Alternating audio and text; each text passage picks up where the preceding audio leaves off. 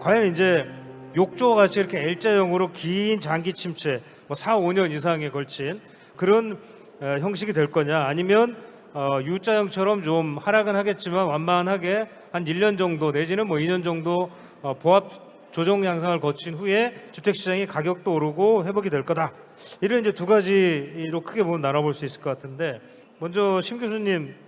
저는 U자형인데 U자형을 오해하시는 분이 계십니다. 이렇게 U자형도 굉장히 가파르거든요. 그래 가파르게 오를 거라고 생각하시는 분들이 계신데, 사실은 U자형은 한 30개월 넘게 이렇게 쭉 가다가 오르는 거를 우리가 보통 이야기합니다. 그래서 이야기 쉽게 여러분들 생각하신다 그러면 나이키와 같은 이런 형이 적절하지 않을까라고 생각이 들고요. 그리고 K자형이라고 하는 최근에 이제 뭐 이렇게 이야기하는 모델들도 있습니다. K자형은 양극화입니다. 오르는 건 오르고 떨어지는 건 떨어진다. 뭐 그런 식으로 되지 않을까 저는 뭐 조심스럽게 보고 있고요.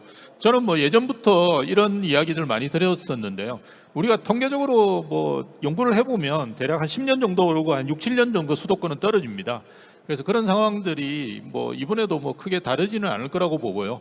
현재는 이제 표를 보시면 재상승기에 진입해 있다라고 보고요. 중간에 이제 조정기가 오는데요. 아니 2000년대에도 떨어진 때가 있었냐라고 생각해 보실 수 있는데, 실제로 2004년도에 우리가 상승률을 보면 마이너스입니다.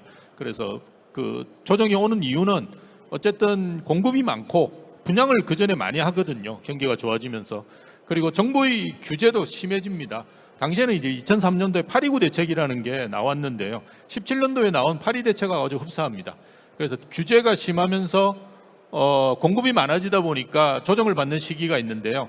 이번 그 2020년도에는 사실은 조정은 거의 받지를 않은 걸로 보입니다. 대신에 이제 하락은 안 하지만 조금 이제 지지부진하게 움직였던 시기는 분명히 있었고요. 그리고 가장 이제 많이 올랐던 때가 오히려 21년이었죠. 이렇게 오르다가 다시 또 조정을 받는 시기는 언제냐 그러면 금융위기와 같은 상황이 오거나 아니면 입주 물량이 대거 이루어지는 시기입니다. 그건 저는 뭐 2026년, 27년이라고 봅니다. 왜냐하면 3기 신도시가 입주하지 않는 한 지금 대거 입주가 물량이 나올 수 있는 부분이 없습니다. 그래서 이런 프레임으로 계속 움직이지 않을까라고 보고요. 그래서 지금까지 이제 그 금융위기가 오지 않으면 이런 프레임이 계속될 거라고 보고요.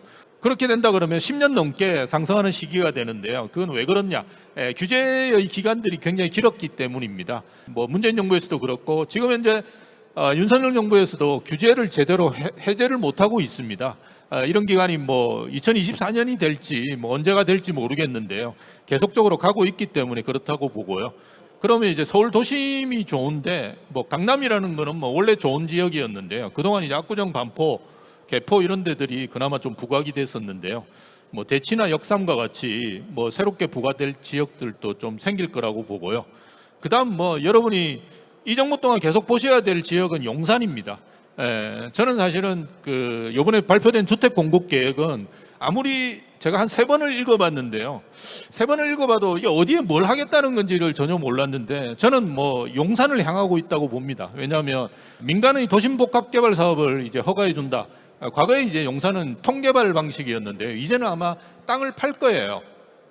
시행사한테 땅을 팔 건데 그 입찰 가격이 아마 어마무시해질 겁니다. 그리고 여러분이 이제 용산을 어떻게 생각하시는지 모르겠지만 그냥 제가 간단하게 말씀을 드리면 지금 현재 우리가 상업 쪽에서 1,500% 용적률을 받을 수 있는데요. 그걸 한 2,000% 정도 아마 뭐 허가하는 규제 뭐 특례 지역 같은 걸 만들 겁니다. 그렇게 해서 개발을 하면 테란로에 있는 대로변에 있는 모든 빌딩이 다 들어온다라고 생각하시면 됩니다. 규모가 그 정도 됩니다. 롯데타워가 제가 알고 있기로 용적률이 800%인가 900% 정도인 걸 알고 있으니까요. 엄청난 그 시설들이 들어옵니다. 그리고 이걸 2040 서울생활권 계획하고 좀 같이 보셔야 될 부분이 있는데요.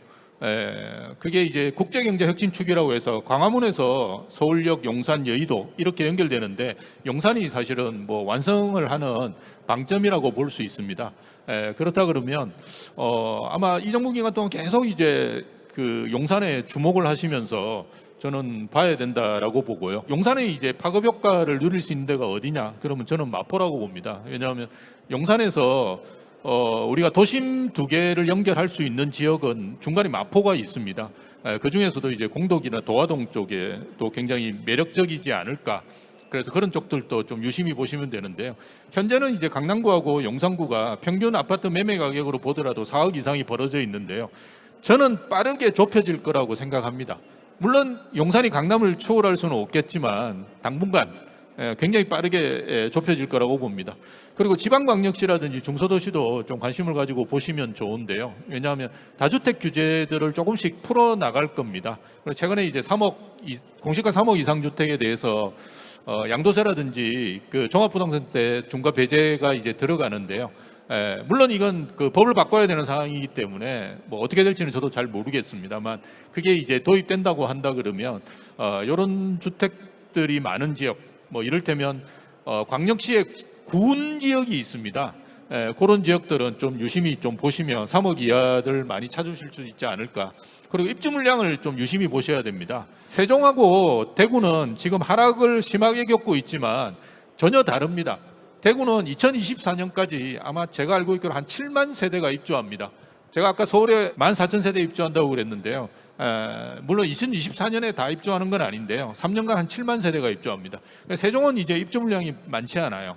그래서 그런 것들을 고려하시면서 판단하시는 게 좋고요. 재건축 재개발 여전히 뭐 저는 굉장히 매력적인 상품이라고 생각합니다.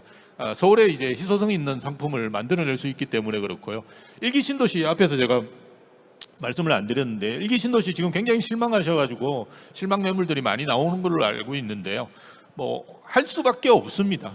그리고 그게 뭐 순차적으로 한다는 것도 사실은 쉽지 않은 상황이기 때문에 상당히 여전히 매력적인 상품이고요. 고령화로 간다 그러면 아파텔이라든지 오피스텔 중에 좀 큰 거, 뭐 지식산업센터, 서울이라든지 이런 핵심 지역에 있는 이런 상품들도 좋은 상품이 되지 않을까 그렇게 봅니다.